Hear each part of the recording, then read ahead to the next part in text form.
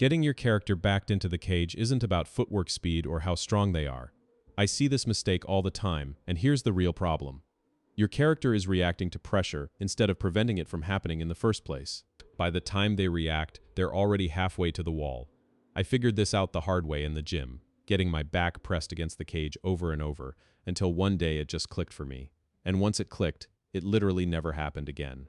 Most fighters only try to fix this when they're already cornered, which is way too late at that point. You can't fight the physics when you're trapped. Your character needs to control positioning the moment the opponent starts moving forward. The cage doesn't trap you, bad positioning does. And that's completely within your control. This is the important part. Here's why your character keeps getting backed up.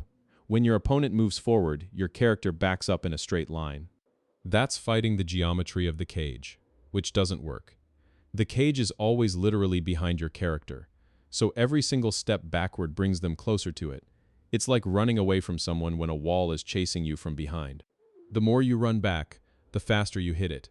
Instead, your character needs to move sideways and at angles. That's the whole solution right there. When your opponent starts moving toward your character, and I mean the absolute second they start, your character steps to the side, not backward. That single decision changes everything about the exchange. Your opponent is moving forward on one line, and your character just steps off that line. Your opponent walks into empty space. Your character is still in the middle of the cage where they have options. Done. Problem solved. Let me show you exactly how this looks in practice. Your opponent is standing a few feet away. Normal distance. They take a step forward toward your character. That's your character's cue to move. Your character isn't stepping backward. What your character is doing is pivoting on their back foot and stepping out to the side, angling away from the opponent completely. So if the opponent is coming at your character on their right side, your character steps out to the opponent's right. Your character gets off the center line.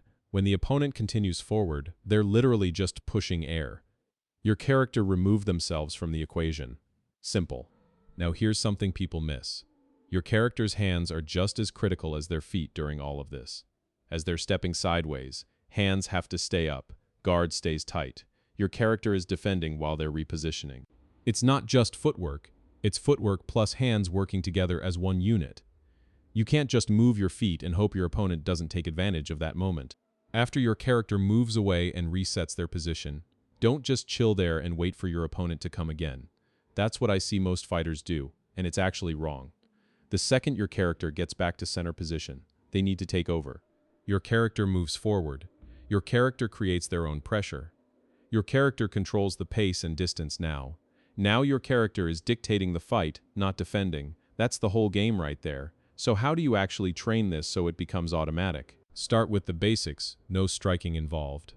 Have your opponent just walk at your character while your character moves sideways and never ever touches the cage.